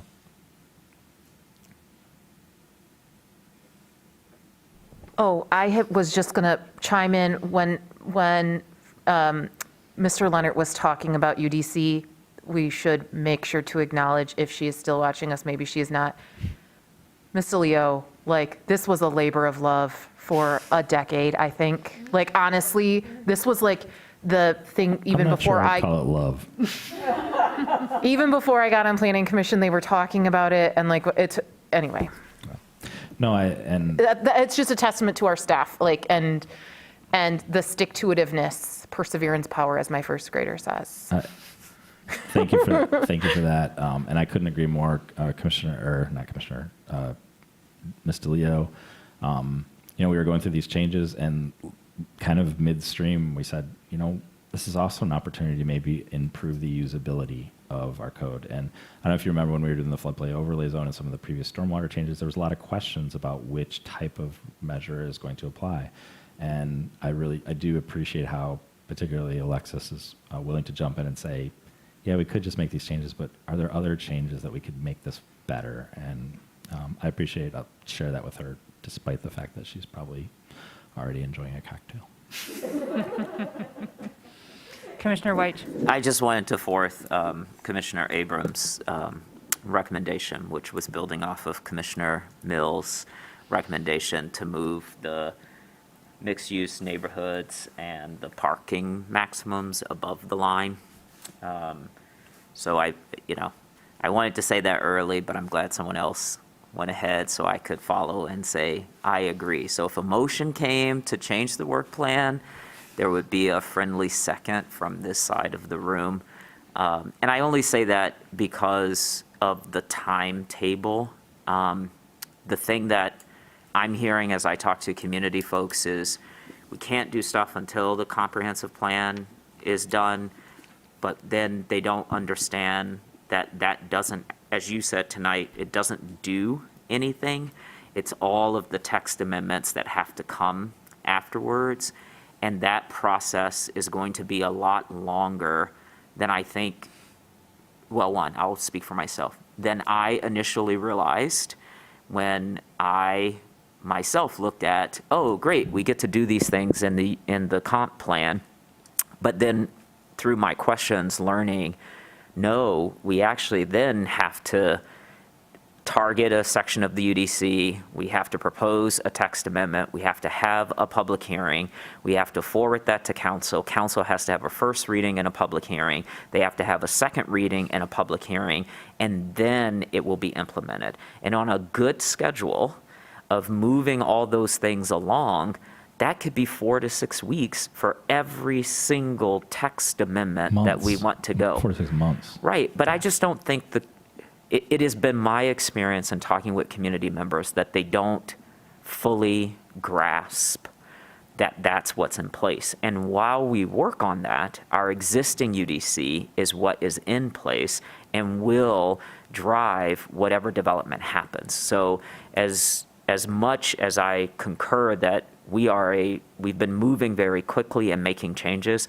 I would love to do as much as we can simultaneously, and especially for things that have already gone through a community engagement process. So we have things that even came out of the A20 plan, like increasing by right housing or housing diversity throughout our community. That already went through a community engagement process, but it's not yet reflected in the UDC. And I just think there are opportunities for us to do some of this work concurrently as opposed to sequentially. So I just want to really, really, really strongly agree with Commissioners Mills and Abrams. I've just promoted you all.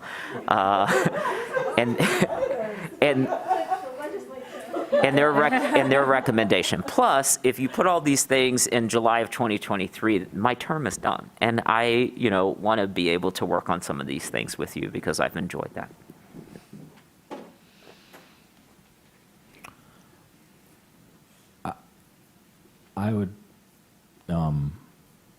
I would like the ability to just reflect and present you a refined work program. So if you are comfortable, I would like to bring that to a future meeting.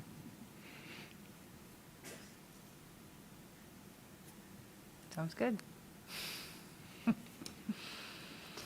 Which means you don't have to take any action on it. We don't, that's right. No motion, no vote. Alrighty, so then we are on to item 9C, which should be pretty quick here, on the 2022 City Planning Commission meeting calendar, which only has a couple more meetings in it, so. Yeah, we had moved the next meeting to this November 2nd, and we didn't need to. So this change would move it back to the normal November 1st.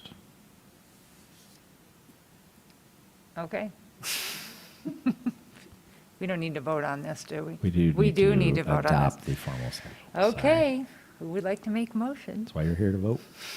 Commissioner Sohey, seconded by Commissioner Mills. Discussion? No. Vote. Everybody? Aye. There we go. Okay, on to item 9D, 221741, the Comprehensive Plan Evaluation Appointment.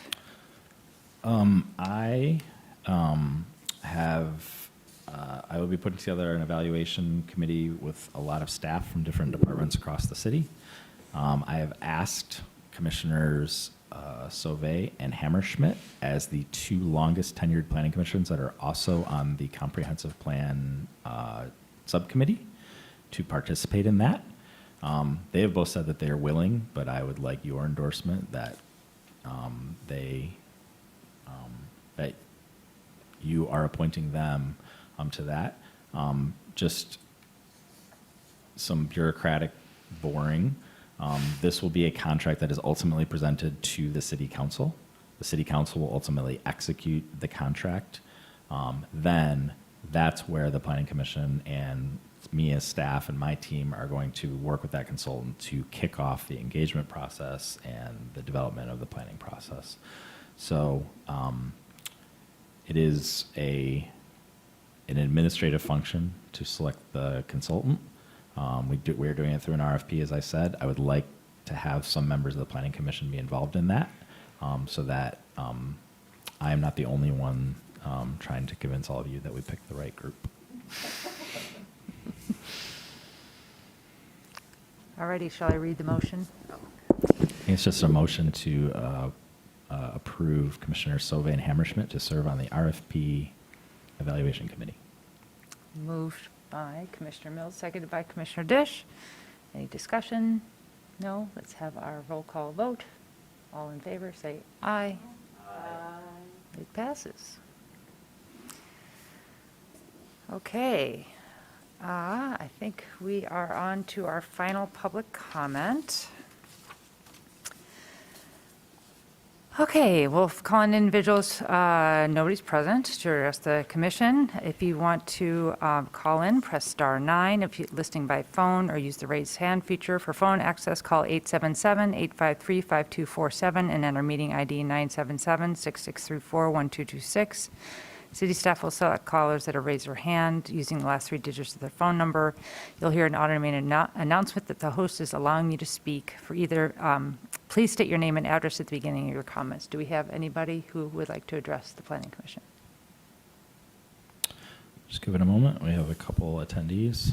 If you are on phone, plus star 9 to raise your hand, or use the raise hand feature if you are logged in.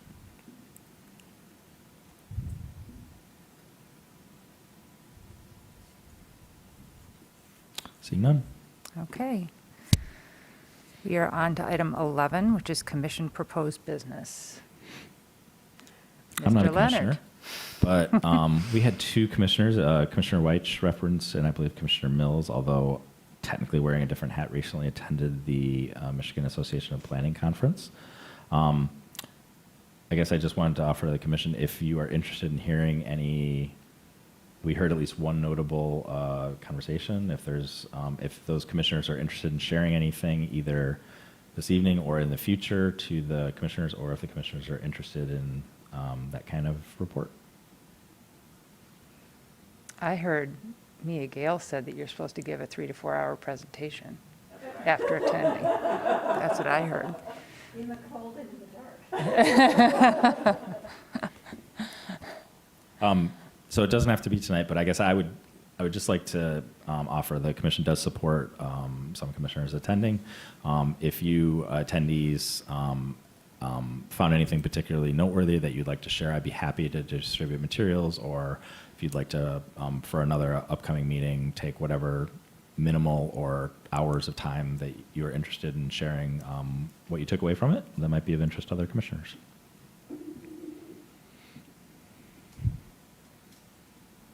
And with the commission's acquiescence, I'll just follow up with those commissioners maybe for a future agenda, and if I can talk them into doing so, I'll put it on the agenda, and if they do not want to, it will go quietly into the night.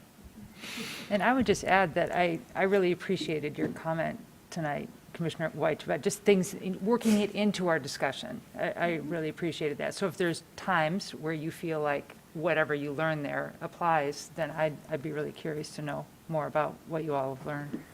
I will say this. Upon my registration, I met the Michigan chapter president of the association, and we had, well, she had a 20-minute conversation with me about her concerns around our planning activity, especially in her neighborhood.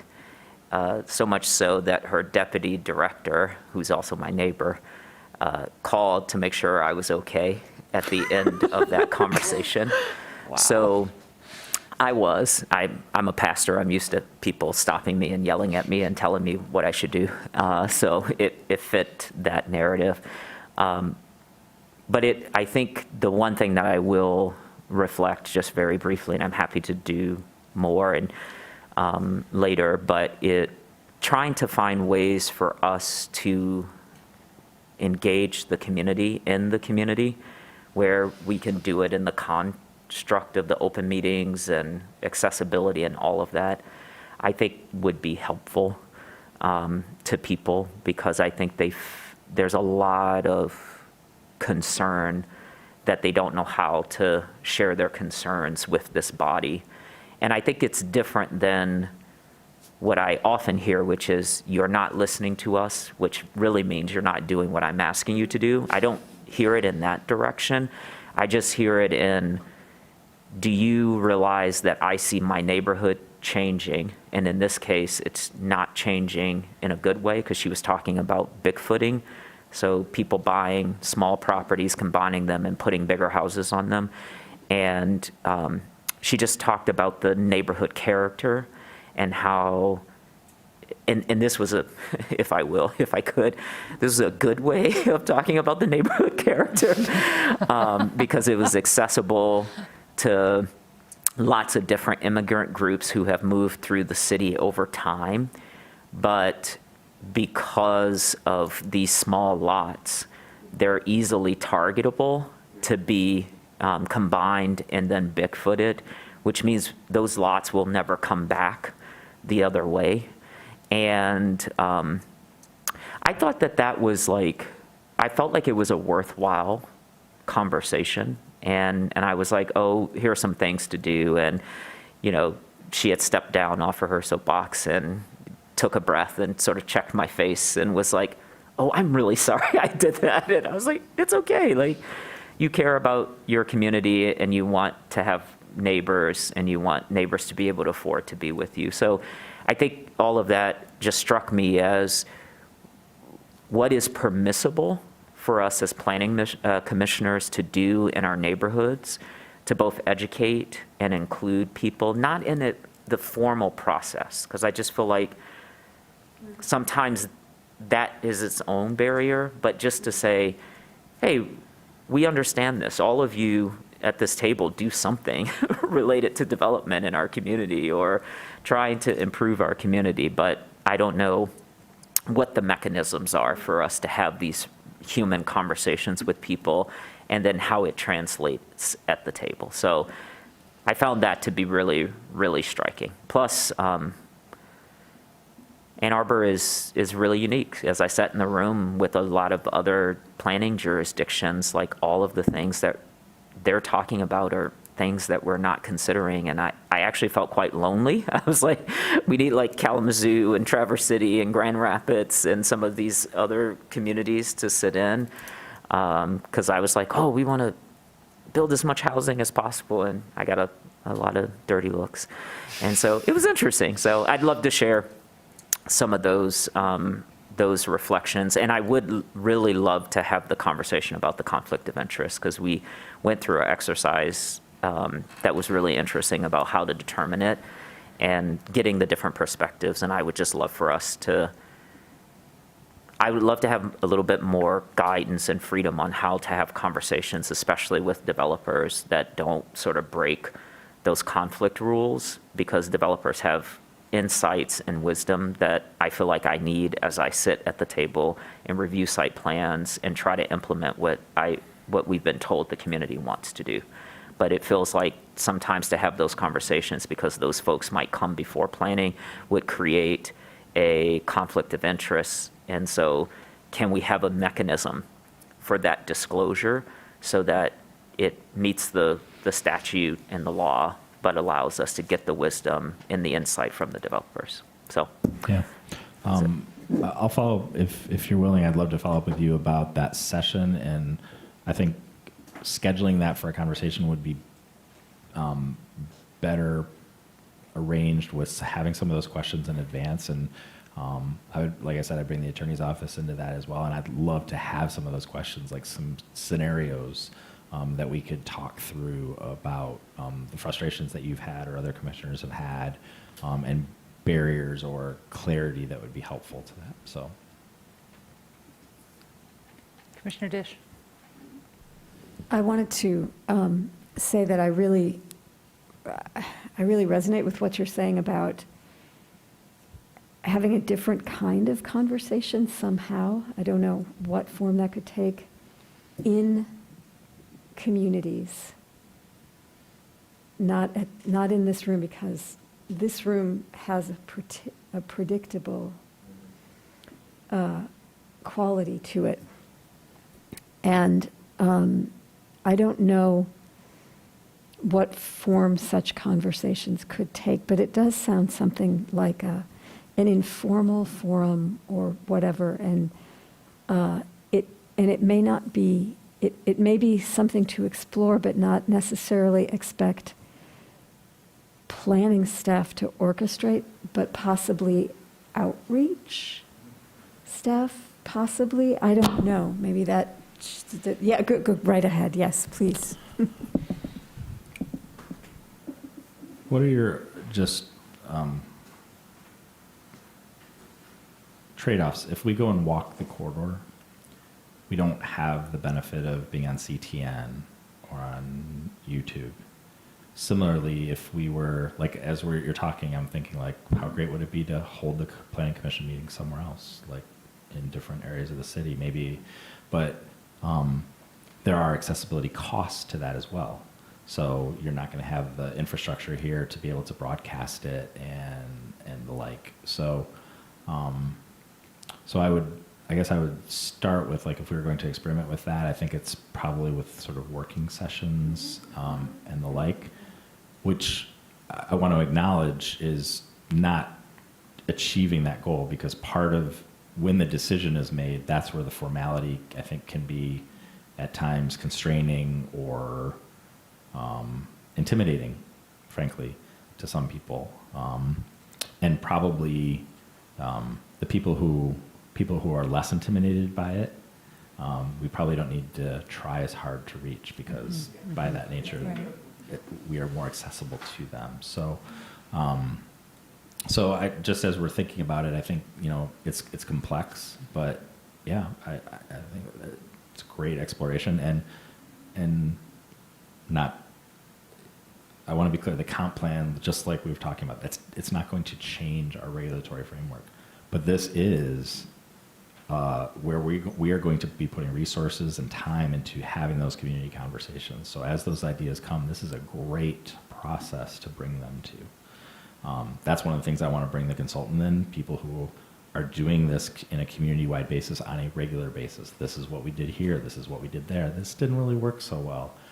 I want that expertise along with the resources and connections all of you and we have in the community, so that we can be as successful as possible. So whenever those ideas come, send them to me. Let's think about them, because even if we can't hold the planning commission meeting there, we can find ways to incorporate those ideas into the comprehensive planning process. I didn't mean a decision-making meeting. I really meant something more in the nature of a forum, or just, talk to your planning commissioner kind of thing. Yeah. Commissioner Mills. There was actually, I had to miss the session that was a debate over the appropriate role for public hearings. Like, are they actually a good way to get public comment? And I heard it was fantastic, and left people leaving saying that we still have a role for, public hearings are important, but they shouldn't be the only thing, the only way that we're engaging. So that, like, a couple of the people that I talked to had that. I would say one of the keynote speakers is a new law professor here that talked about exclusionary housing. That's his jam. He was talking housing, I talk renewables, we're having lunch in a couple of weeks to compare notes. But I think, like, that's a resource, and it was a good talk, and things that we've talked about before at this body about, some policies that seem great may actually backfire. And there was the lunch keynote was talking about urban forests, and it made me actually think of some of our discussion about our corridors that don't have trees right now, and kind of what that means. The speech was full of the slides were all pictures, and I just thought it was really great. The rest of the time, I went to law sessions. I think that we're in pretty good shape, but like. Sign ordinance. Sign ordinance, what happens with trees on private property and how to make sure that you can actually enforce tree ordinances. I mean, lots of talk about how not to get yourself sued in a rural community when you're facing a contentious land use decision. Solar, like this happened, like that's, yeah. But yeah, I think it was, I mean, it's a great resource. And to the conversation about engaging Ann Arbor residents, that I subsequently had a conversation with the very same individual and brought up to the point, like pulling us all full circle, that we have recently made changes to R2A because that and this person who lives in an R2A district did not know about that. That was a non-conforming lot previously, and to the point of like, we're trying, we're here ya. Like, and these are the things that that we need to address, and it's not just a simple, I mean, that there's lots of layers to it, and it's on our radar. And UDC allows us to address that much more efficiently than it had ever been. And also that we've taken care of parking minimums. I talked to a couple people about that who were shocked, like who didn't know that we had done that.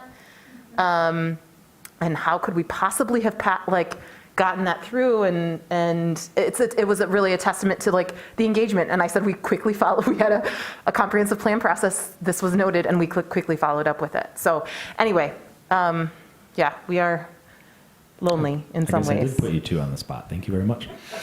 Done. Now we don't have to have a special session, because I will forget about it in a month too, but yeah. While this is still on, I just also want to say thank you to those who participated in the follow-up meeting about the Village of Ann Arbor. Yes. I really appreciated hearing that update and like that, knowing that it actually happened was great. Also knowing kind of what the key barrier is, also really important. And I think this was like following up with the utility is something that came out of, I took on from our conversation at the Ordinance Revisions Committee when we're talking about electrification, and similarly didn't get a great response. So I'm trying to work through kind of what, if there's other opportunities to engage on that. But anyway, so thanks for everyone who participated in that. Anything else? I think we are on adjournment.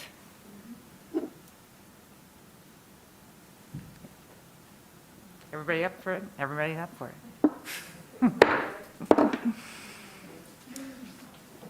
Commissioner